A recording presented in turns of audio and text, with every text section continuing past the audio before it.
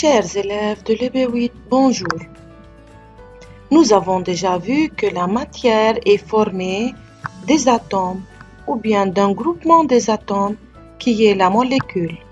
L'atome est formé d'un noyau et de nuages électroniques.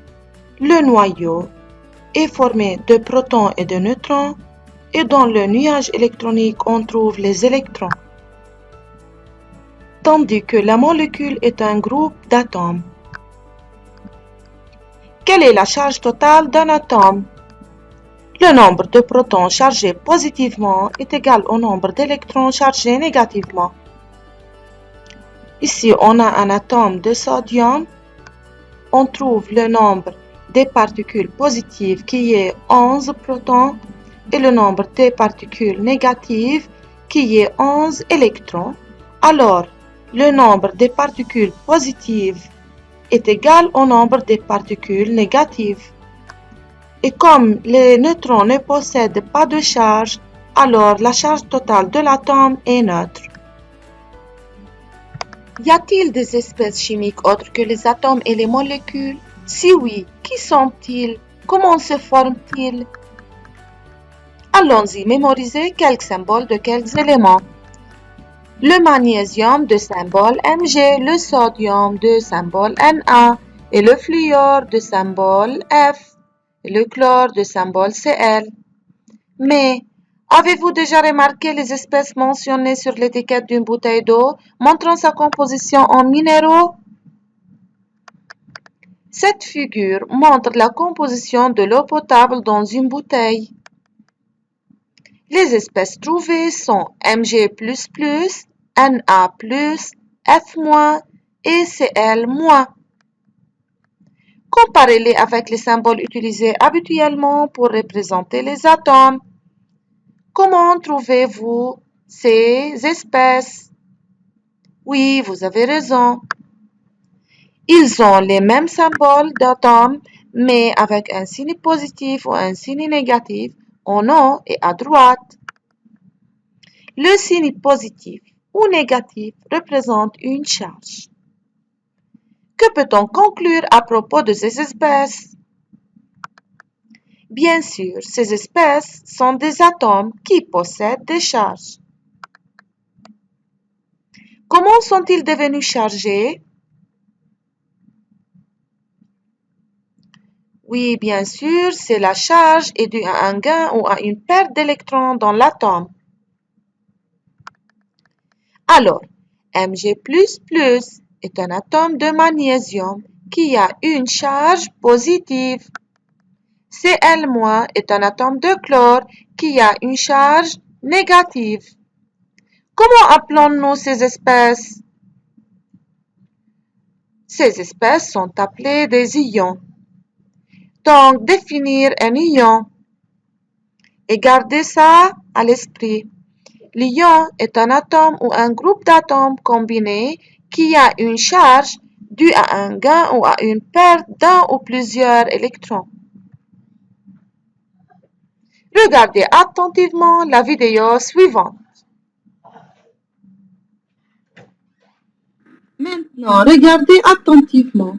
Les protons et les neutrons restent normalement fixés dans le noyau, mais parfois des électrons sont tenus d'une manière lâche.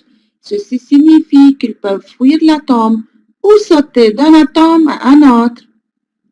Si un atome perd des électrons, il aura plus de protons que des électrons et il n'est pas neutre. Et il en aura plus de charges positives que de charges négatives. Vous êtes génie!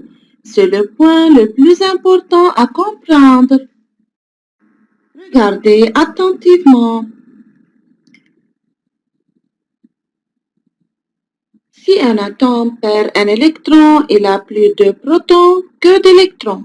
Alors, il a plus de charges positives que de charges négatives, car le nombre de protons est le nombre le plus grand. Ça s'appelle un cation. Un atome chargé positivement s'appelle un cation. Et contrairement, lorsqu'un atome gagne un électron, il y en a plus de charges négatives que de charges positives. Alors, les charges négatives s'ajoutent. Donc, il a plus d'électrons que de protons. Alors, un atome ayant plus d'électrons que de protons s'appelle un anion. Ok, jouons-nous à un jeu pour mieux comprendre.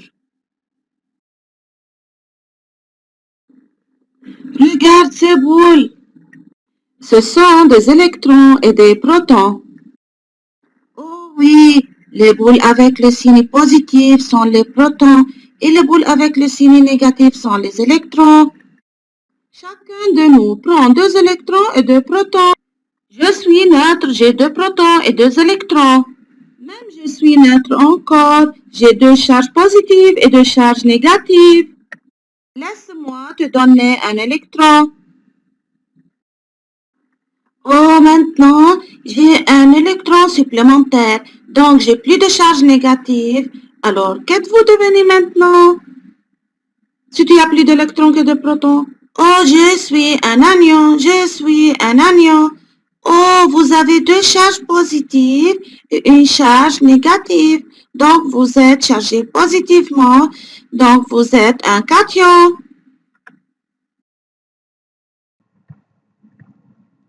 Comment se forme un anion? Un atome neutre qui possède 3 électrons et 3 protons gagne un électron, alors il possède 4 électrons et 3 protons. Donc, il possède plus d'électrons que de protons, donc il possède plus de charge négative. Alors, il sera chargé négativement, alors c'est un anion. Examinez le document ci-dessous, puis répondre aux questions qui suivent. L'atome de fluor, Z égale 9, gagne un électron et devient un ion nommé fluorure. Le diagramme ci-dessous représente ce phénomène. L'atome de fluor possède 9 protons. Comme Z égale 9, alors il possède 9 protons. Donc, il possède encore 9 électrons. Et le nombre de neutrons, on compte ici 1, 2, 3, 4, 5, 6, 7, 8, 9, 10 neutrons. Alors, il gagne un électron et il se transforme en ion fluorure possédant 10 électrons, 9 protons et 10 neutrons. Remplir le tableau suivant.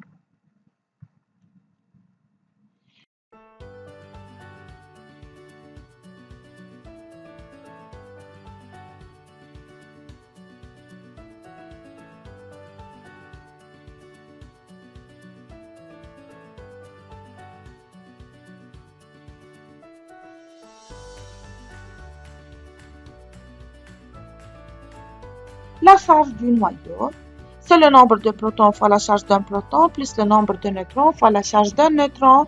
Alors, 9 fois 1 plus 10 fois 0 est égal à 9 plus. La charge du noyau de l'ion fluorure encore, puisque le nombre de protons et de neutrons ne change pas, alors on a le même calcul. 9 fois 1 plus 10 fois 0 égale 9 plus. La charge du nuage électronique est égale au nombre d'électrons fois la charge d'un électron, donc 9 fois 1 moins est égal à 9 moins. Et pour l'ion fluorure, 10 fois 1 moins est égal à 10 moins.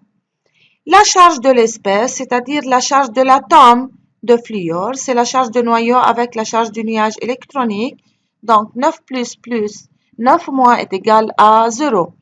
Et dans l'ion fluorure, la charge de noyau plus la charge du nuage électronique, 9 plus 10 moins est égal à 1 moins. On observe ici que ces charges ne sont pas les mêmes. La charge de l'atome de fluor est égale à 0, mais la charge de l'ion fluorure est égale à 1 moins. Que peut-on conclure?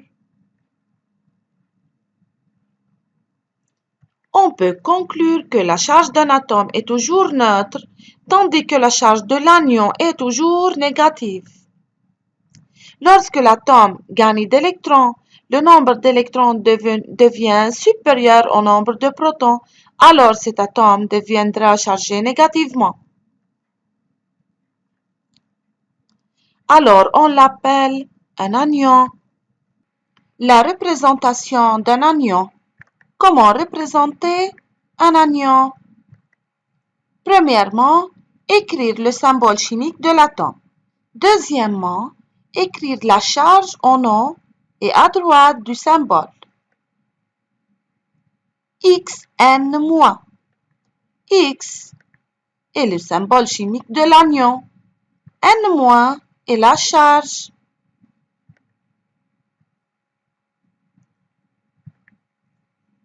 Si un seul électron est gagné, nous représentons seulement le signe négatif dans le symbole de l'anion X-, sans la valeur numérique 1. Exemple, ion chlorure gagne un électron. On écrit son symbole chimique sans la valeur numérique 1. C'est-à-dire, on écrit Cl- et on n'écrit pas Cl-1. Écrire le symbole de l'ion fluorure F-. L'atome d'oxygène O gagne 2 électrons. Écrire le symbole chimique de l'ion formé O2-. Comment représenter le phénomène de gain des électrons par l'anion?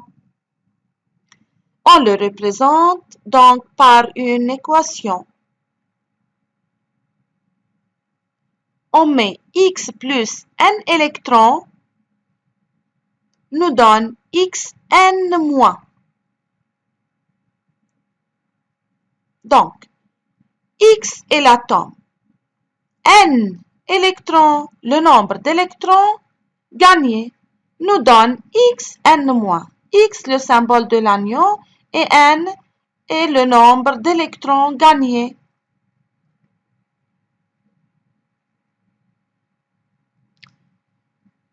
Dans cet exemple, on représente l'équation de formation de l'ion fluorure.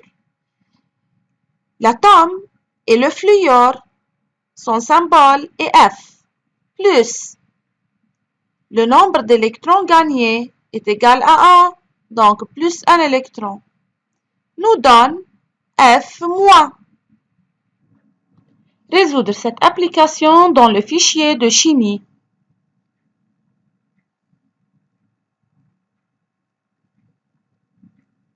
Mémoriser les définitions de l'ion de l'anion, le symbole chimique de l'anion et l'équation de la formation de l'anion. Devoir résoudre l'application page 18 mentionnée dans la vidéo.